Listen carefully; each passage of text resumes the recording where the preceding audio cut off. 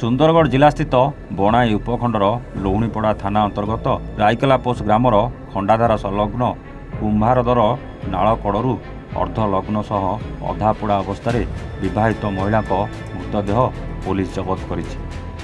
ରାଇକେଲା ପୋଷ ଗ୍ରାମର ତୁରୀ ମୁଣ୍ଡାଙ୍କ ଧର୍ମପତ୍ନୀ ଫୁଲମଣି ମୁଣ୍ଡା ଗତକାଲି ଅପରାହ୍ନ ସମୟରେ ଘରୁ କୌଣସି କାରଣକୁ ନେଇ ନିଖୋଜ ହୋଇଥିଲେ। ଗତକାଲି ସନ୍ଧ୍ୟାରେ ପରିବାର ଲୋକେ ବହୁ ଖୋଜାଖୋଜି କରିଥିଲେ। ବହୁ ଖୋଜାଖୋଜି ପରେ ପରିବାର ଲୋକେ ନାଳ କଡ଼ରେ ଅଧାପଡ଼ା ଓ ଅର୍ଦ୍ଧନଗ୍ନ ଅବସ୍ଥାରେ ପଡ଼ିଥିବାର ଦେଖିବାକୁ ପାଇଥିଲେ।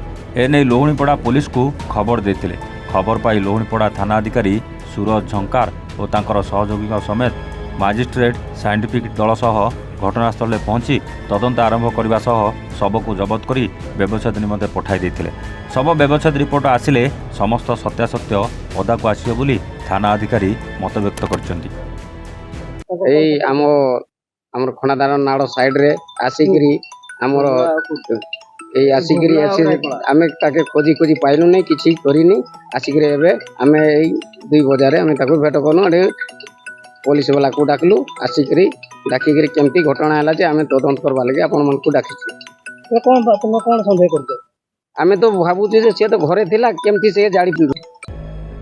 ସୁନ୍ଦରଗଡ଼ରୁ ସନ୍ଦୀପ ପାଢ଼ୀଙ୍କ ସହ ହେମନ୍ତ ପାତ୍ରଙ୍କ ରିପୋର୍ଟ, A1 ଓଡ଼ିଶା।